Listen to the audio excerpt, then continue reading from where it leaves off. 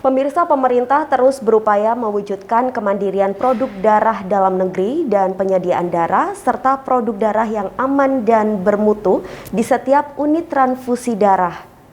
Salah satu upaya tersebut melalui percepatan sertifikasi CPOB atau cara pembuatan obat yang baik di UTD. Dengan sertifikasi CPOB, maka penerapan sistem mutu dan GMP atau Good Manufacturing Practice secara konsisten dalam kegiatan pelayanan darah dapat terus diawasi. Untuk mengetahui komitmen percepatan sertifikasi CPOB di UDD PMI dan penyediaan darah dan produk darah yang bermutu dan aman, kita akan membahasnya selama 1 jam ke depan dengan sejumlah narasumber yang berkompeten di bidangnya. Bersama saya, Prima Ervantari.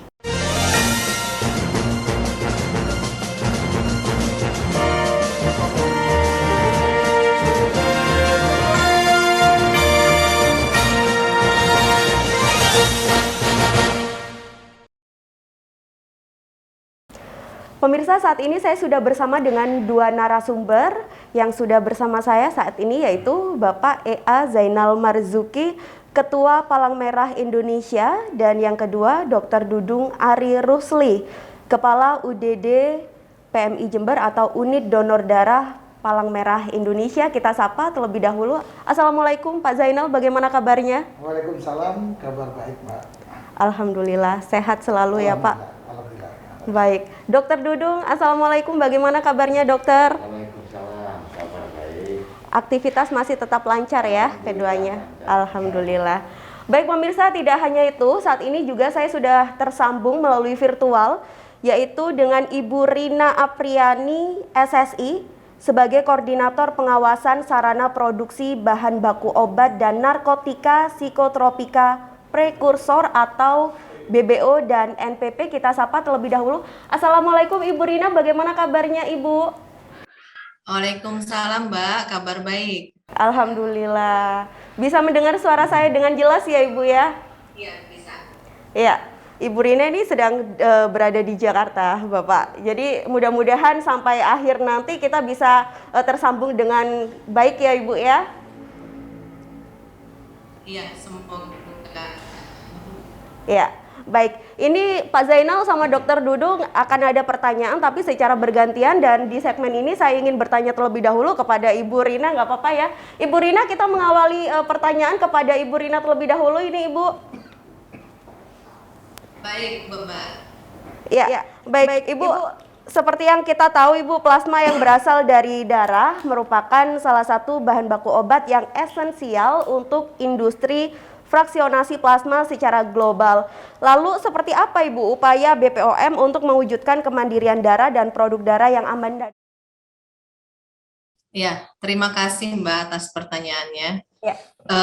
Ya, sejalan dengan Instruksi Presiden Nomor 6 Tahun 2016 tentang percepatan pengembangan industri farmasi dan alat kesehatan, Badan POM secara konsisten mendukung peningkatan kemajuan industri farmasi nasional, tak terkecuali untuk industri fraksionasi plasma yang diharapkan dapat dimiliki oleh Indonesia dalam waktu dekat.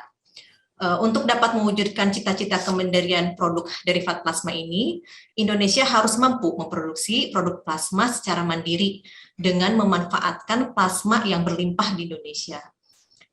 Seperti kita tahu ya, Badan POM Indonesia memiliki banyak sekali UTD dan ini sebagai sumber plasma. Dan Badan POM berkomitmen untuk mengawal penjaminan mutu produk plasma dengan percepatan penerapan cara pembuatan obat yang baik atau CPOB di unit transfusi darah sebagai penyedia bahan baku untuk fraksionasi plasma. Dan upaya yang telah dilakukan Badan POM antara lain melalui pendampingan CPOB terhadap UTD sebagai penyedia bahan baku fraksionasi plasma, baik melalui pelatihan maupun asistensi regulatori, dan selain itu juga sinergi dengan para pemangku kepentingan dilaksanakan secara rutin melalui forum komunikasi lintas sektor bersama Kementerian Kesehatan dan Farmasi. Nah, dan saat ini telah terdapat yang telah sertifikasi CPOB, dan diharapkan jumlah UTD ini akan terus meningkat ya yang tersertifikasi sehingga mampu mencukupi untuk kebutuhan fraksionasi plasma baik dengan toll manufacturing maupun produksi secara lokal di Indonesia.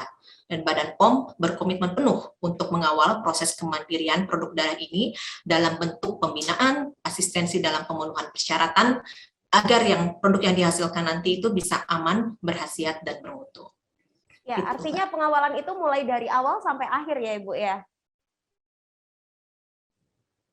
Halo Ibu Rina?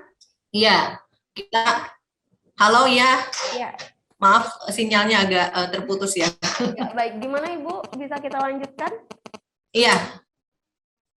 Jadi Badan POM dari awal hingga akhir, dari hulu ke hilirnya, hingga produk itu tersedia di pasaran. Jadi kita dari mulai UTD sebagai penyedia plasma hingga produknya itu nanti dapat dihasilkan ya, diproduksi oleh industri farmasi Indonesia untuk yang mengolah produk fraksionasi plasma ini, dan kemudian dihasilkan nanti produk fraksionasi plasma yang aman, berkhasiat, dan bermutu. Baik Ibu. Baik Ibu Rina, untuk selanjutnya nanti pertanyaannya menyusul dan saya ingin bertanya kepada Bapak Zainal terlebih dahulu. Ya, Bapak Zainal, ini mengingat apa yang tadi sudah dijelaskan oleh Ibu Rina. Nah, ini kalau PMI sendiri seperti apa dalam menjaga ketersediaan darah dan juga menghasilkan produk atau komponen darah yang aman dan bermutu, Pak Zainal? Ya, baik. Jadi PMI khususnya unit donor darah, iya, tentu di Jember yang telah berdiri sejak tahun 72, tentu akan selalu mengikuti sebuah ketentuan aturan, baik yang dikeluarkan Kemenkes maupun oleh BP POM. Akan kita penuhi. Karena memang tugas kita adalah menyediakan darah yang memenuhi kualitas sehingga bisa digunakan sebagai bahan terapis untuk pengobatan terhadap pasien. Apalagi tadi disebut oleh Ibu Rina untuk memenuhi kebutuhan plasma vaksinasi untuk kepentingan pembuatan obat dan sebagainya. Tentu aturan-aturan itu akan kita ikuti dan kita akan berjuang untuk bisa tersertifikasi BP POM ya dalam hal CPOB. Namun demikian, saya sudah melihat kawan-kawan saya semuanya di UDD Jember sudah berjuang sangat luar biasa untuk memenuhi itu. Gitu. Dan masih ada kurang terus yang ini menjadi sampai bukan hanya makan waktu dalam bulan, bertahun-tahun. Gitu ya. Nah, maka dari itu saya pertama menyampaikan terima kasih kepada BP POM yang telah membimbing PMI Jember khususnya unit donor darah. Dan saya harapkan agar BP POM juga bukan mempermudah, tapi lebih bisa meloloskan sertifikasi ini karena apa yang diupayakan kita sudah betul-betul maksimal. Karena tidak mungkin UDD Jember, unit donor darah Jember yang sudah berdiri sejak tahun 72, berjuang melayani kepentingan masyarakat melalui penyediaan darah, dan tentu kita dalam setiap perkembangan, mengikuti perkembangan ini, tentu kita sudah berjuang, berusaha untuk bisa memenuhi agar unit donor darah ini bisa mendapatkan sertifikasi dari BP POM. Sehingga BP POM jangan jangan pernah henti-hentinya membimbing agar kita segera lolos. Tentu klasifikasinya tidak lagi kayak unit donor darah baru gitu ya. Kalau unit donor darah baru tentu masih banyak hal yang dilengkapi dan sebagainya. Kita sudah berjalan, sudah running, sudah sekitar 22 sama 72, 28. Sudah 50 tahun kita melayani gitu. Sehingga tentu sepanjang 50 tahun itu kita sudah memperbaiki diri, selalu perkembangan mengikuti. Maka sekarang begitu BP POM melakukan sertifikasi, saya harapkan BP POM lebih menolong dan membantu agar termudahnya kita dibimbing sehingga lolos sertifikasi. Itu. Sehingga jangan terkesankan BP POM begitu sulitnya kita ikut sertifikasi ini gitu.